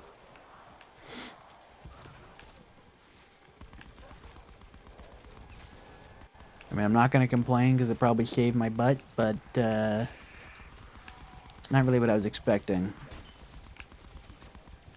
my goodness. I'm gonna do a... Okay. See, like, that's... I don't really like this one. It's fine. Little wind staff style. Oh, my goodness. Dude, these Nosferatus are gnarly. The gnarly, mate. And the Titan's not very good. Like, I can see why this is the wall weapon LMG they gave you. It's basically the BRM from Black Ops 3, which... It's kind of beefy in multiplayer. Like, it's pretty good. I remember having some pretty good games with the BRM. But, oh, shit. But in zombies, it always fell off pretty fast. Like, if I remember correct, it was like 35 or 40. You knew better than to grab the BRM. The Dingo, on the other hand, that motherfucker's good until like round 50. You can camp on the catwalk on the Giant until like at least round 45 with it. 40, 45. BRM, you will be dead. I can pretty much guarantee that. Even the Gorgon's better. I think the Gorgon's like criminally slept on, if I'm being honest. That's one of those guns that I will bring up in a conversation with someone who claims to like Bo4 just to test their knowledge. Just to see what they're all about, you know? If they look disgusted, then you probably are bad at zombies, because the Gorgon, let me tell you something. Let me tell you, it's pretty underrated. Now the 48 Dredge, I get that there's like a small community of people that think that that's like an underrated weapon.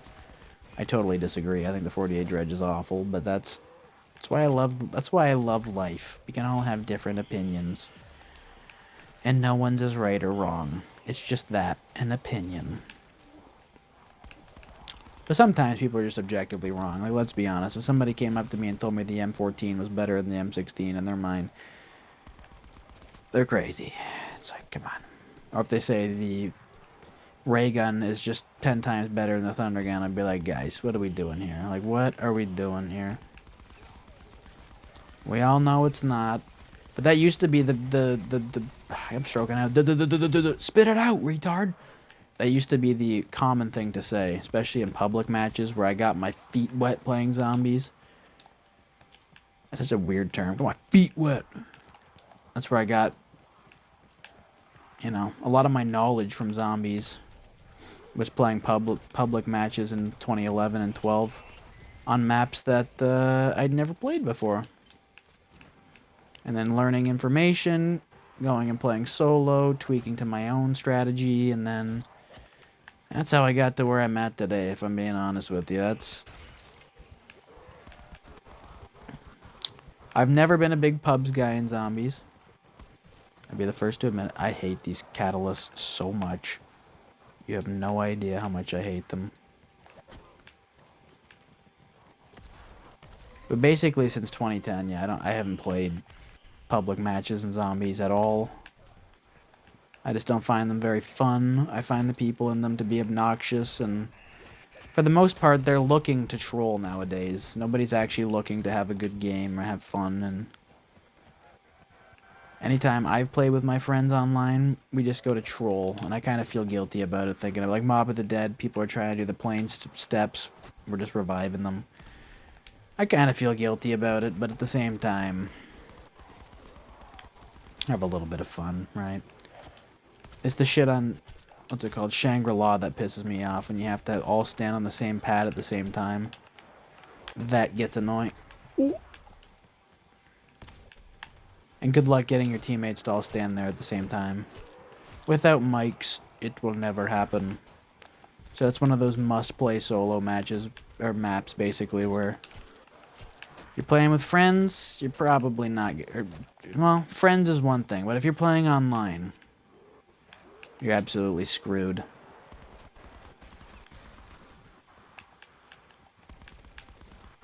There's a reason they didn't bring back that type of pack-a-punch feature ever again. They knew it was terrible. And it makes an already controversial map that much more controversial. Which is unfair, because I think Shangri-La is a great map. Which, if you told my 2013 version of myself that, I'd be like, shut the fuck up. Just, man, shut the fuck up. That would be me. I thought it was terrible. But it's because I was terrible. You're seeing the common theme here? People who aren't good at zombies will not like Shangri-La. But the more, you know, accustomed to Black Ops 1 and all of its horseshit you get, the better it gets. Okay, please tell me this isn't the last crawler. There's still one more. Oh, there's still one more. We gotta be getting close, dude. Like...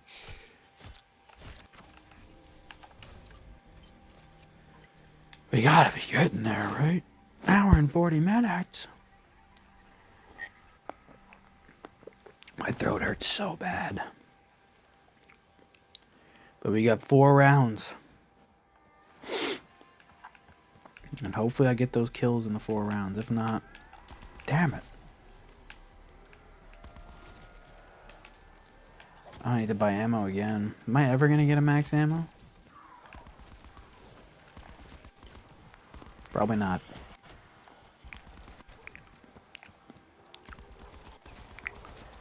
Probably not, mate. I'm getting hit in the back by a fucking Nosferatu, I swear.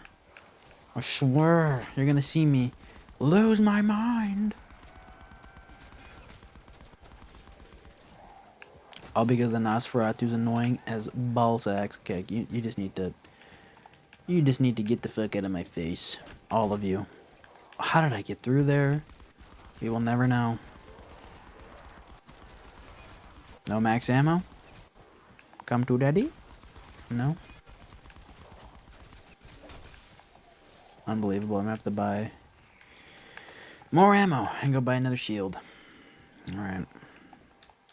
How many headshots we at now? Only 1319.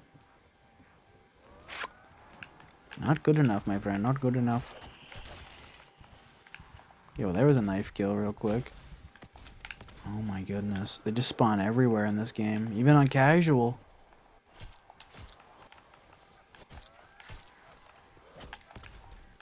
How many more of you will it take? It just feels ridiculous at this point. Imagine trying to do a live stream or a live video of all 500 of these fucking crawler kills. Holy shit. Be the longest video on YouTube ever. There's the max ammo. It's about a minute too late. But I'll take it. Beggars cannot be choosers. Get the fuck out of my face.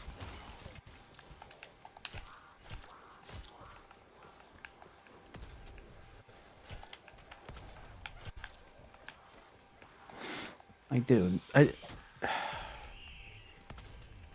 maybe it's because the act of actually making them crawlers feels like a lot of work, but I just feel like I've gotten a lot more kills than I probably have. Which is quite annoying. And now I can't even make a damn crawler. What am I doing here? I'm getting greedy. I'm doing exactly what I said killed me on Classified, but I don't even care anymore. I just need to get this done for my own mental sake.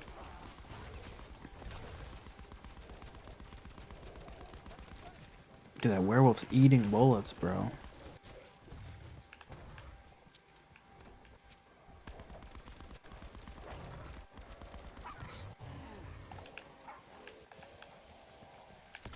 Alright, so he's dead now.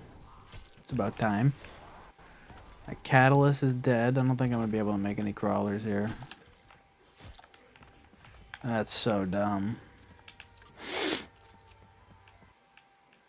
Almost 128. Not bad. Not bad. I got Prestige Master like 2 weeks ago, so... decent little grind session since then. I'm going to probably go for a high round in the next few days. I don't know when. But I'd like to do it on this map. I'm just trying to save that, you know? Like, I don't want to completely kill this game for myself. Once I get to 100 on a map, it makes it a little less desirable. Like, that's kind of happened with Ancient Evil. I still love it so much. I'm still playing it a lot. But once I got to 100, kind of, I don't know. That was a 5.5 hour grind. That's never fun.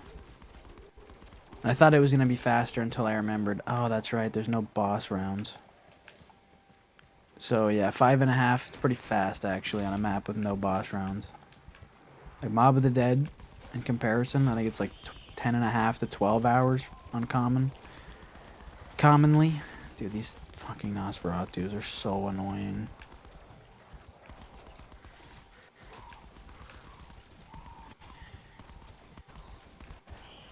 How many more headshots until I get the next camo is what I need to know. Sheesh.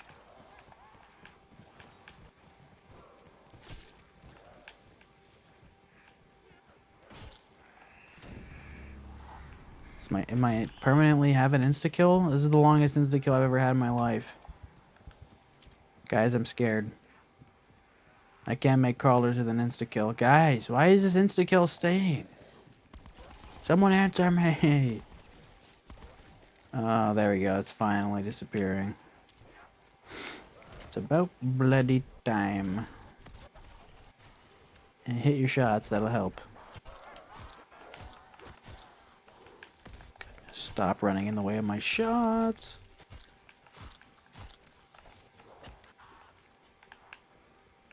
There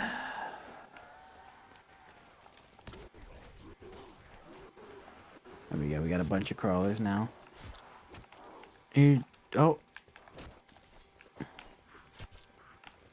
Dude. It's so much harder than it looks.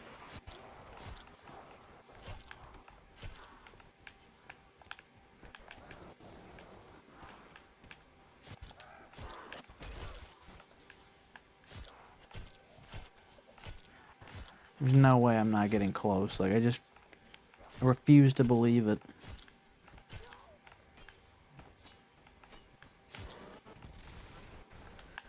Fucking dumbass catalyst zombie. There we go. We got a bunch of crawlers here now. It's gotta be like... It's gotta be by around 50. Guys, like, it's gotta be. It's gotta be. How many fucking zombies have I knifed this game? It really feels like I've reached that... How many kills do I have? 2,400? You're telling me I haven't gotten 80 knife kills in this game. I know I started doing it late. I'm aware of that.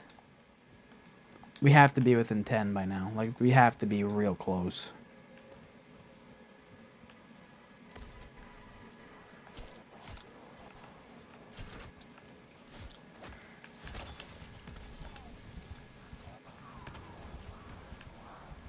Yeah, there it is. Fuck yeah. It's all worth it now. How much does 5... barely even moves you up at this type of level. That's crazy. Alright, so now we just grind for 2 more rounds.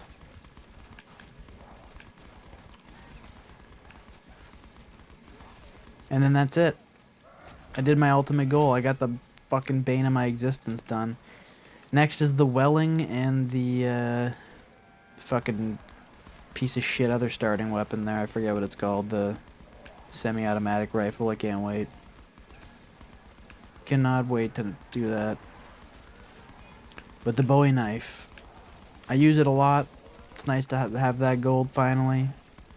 We're making a bit of progress here, folks. It's always nice. Always nice. Okay. I'm sure there's different methods to it. Like, I see a lot of people, they go for one gun at a time. That doesn't work for me. I need to spread it out. Even if I'm only getting 100 headshots per game with every gun, you're slowly building each gun up. It makes me feel better. It might average out to being worse. I'm not sure. I don't know. Like, obviously, this game I've used mainly the Titan and the Hades. So, help level those guns up, but I haven't really used much variety, have I? I'm a hypocrite. It's fine. How far in those are we? Hour and 49? Alright. So I'll do this next round. I'll do round 50. Because in this game, you have to go to round 51 for it to count as round 50. And then I will just end the game, because I don't feel like actually dying. But that'd be more entertaining for the viewers. Damn it, I don't know what to do. Okay, let's go grab a shield real quick. Grabbing a shield. Grabbing a shield. Just get out of my way. I'm so tired of you Nosferatus right now. And they're even more noticeable and casual, obviously because of the rest of the zombies being way slower. Them running at crack speed stands out and makes it even more annoying. Like these red ones, they are the bane of my existence. I think I've said it, but I will say it again. They are just awful. And we obviously all know how bad the catalyst zombies are. I don't need to keep going down that road. Anybody with a set of eyes is aware that they are fucking terrible. Is that another werewolf that I can hear? Feels like it's every other round that it's here, dude. Every other round it's here showing me its rectum. It wants me to give it a big smooch. No! I'd like to do this flawlessly. This is casual after all. If I can't get to 50 flawless on casual, I got some serious concerns about myself. Although playing 9 on casual, it's not much easier because of those gladiators. Same as this. They make it casual except for the fucking vampires. Ah, it is a werewolf! Run! Ah! Get out of my way. Get out of my way. What am I stuck on? Oh my goodness. Dude, this werewolf gets my... Oh, no. Oh, no. I am throwing this. He makes me act like an idiot. He's not even that strong or anything, but... visually so terrifying that it makes me slip up a little. That's round. Okay. Alright, now we got one round to deal with. Then I am done with this. But this is just more so showing you. You can get to round 50 in 2 hours. Probably an hour and a half if you're not doing what I was doing, knifing. And going for the Alistair's Annihilator. Round 50, hour and a half. You get like 1,000 plus headshots. Not bad at all. Rather than playing normal where they run at you so fast you cannot aim in with a lot of weapons in time before they smoke you, and with your 200 HP you're down before you realize it.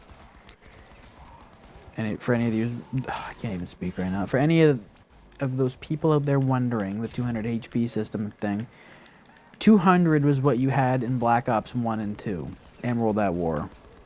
BO3 we had 250. And that's kind of why BO3 became everyone's favorite game, because you were a lot more invincible with that extra hit, especially on Revelations with the Juggernog helmet on. It's pretty damn hard to die in that.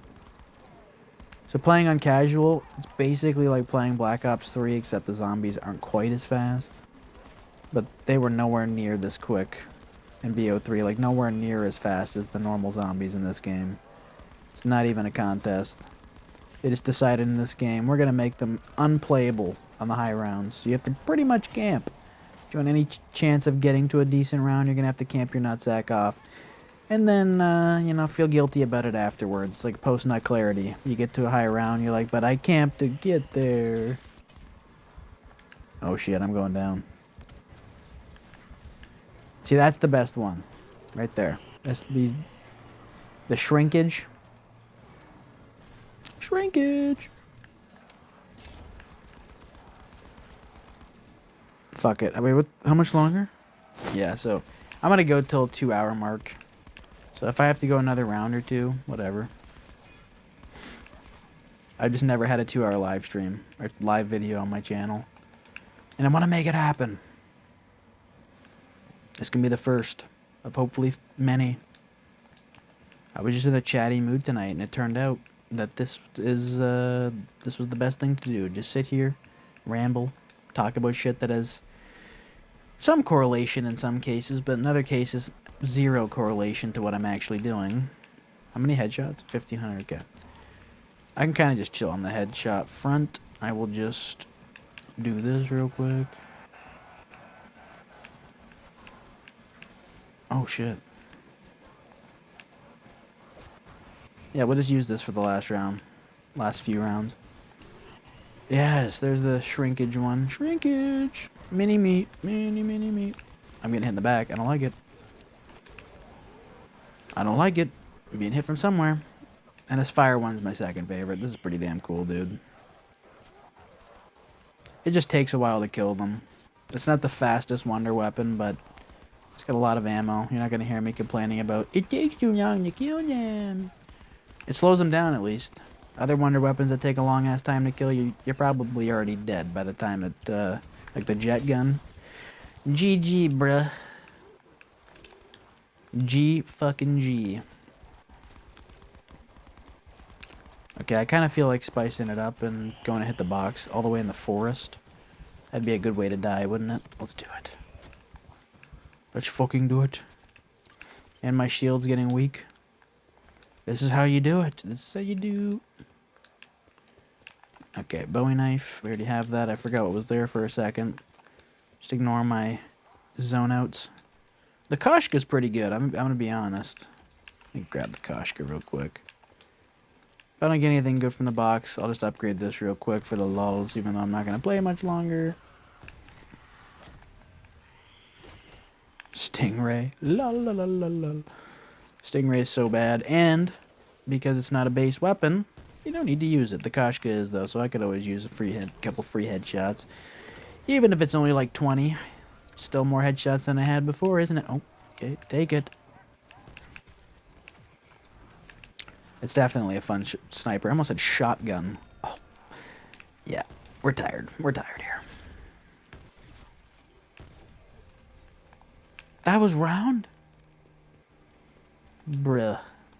So I guess casual is perfect for somebody if they can't get to round 100 normally. Like, this is the easiest round 50 you will ever get to. Like, bar none. Maybe Revelations is a little easier.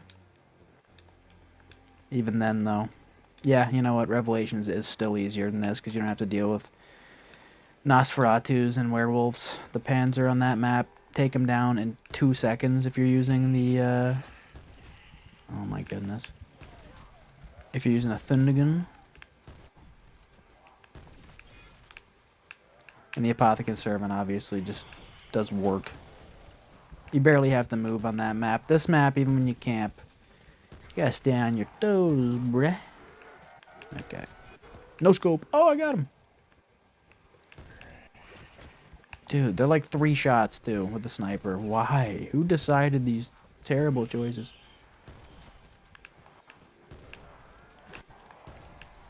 Oh, they've been hit by a catalyst. It's gonna be 95 shots with the Koshka just to do something. Ugh.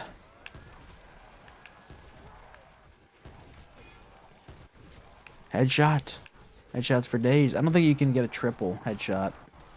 It's pretty lame. You used to be able to get a triple in zombies, I'm pretty sure.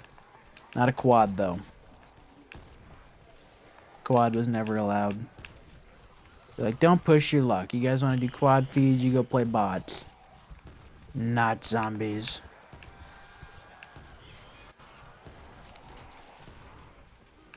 And those bots in BO1 are fierce on combat training. They are fierce. They are not to be fooled with. BO2, on the other hand, they dumb them down a whole octave. They are retarded in Black Ops 2. Even on their highest difficulty, you could drop a nuclear on them, no problem. BO1, though, even the easiest difficulty, you're going to be getting quick-scoped through doors, through buildings, through windows. It's going to be a lot of fun.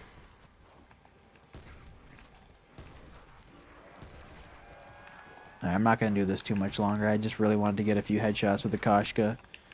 Something different, something to spice it up a little. It's been the same guns the whole game, pretty much, so... That's right, motherfucker. That's right, motherfucker. Trick or treat, motherfucker.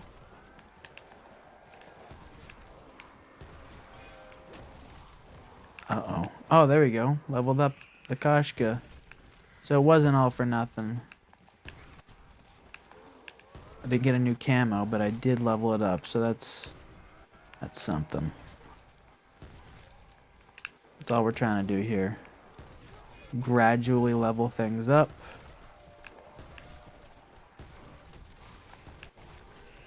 Yeah, that fire one is annoying. Another werewolf. Dude, it's every round.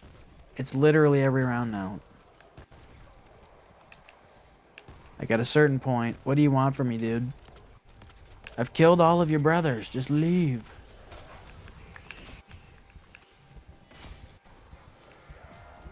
You think you'd be tired of watching your siblings getting slaughtered by me, but I guess you want to be part of the fun. No, is he dead?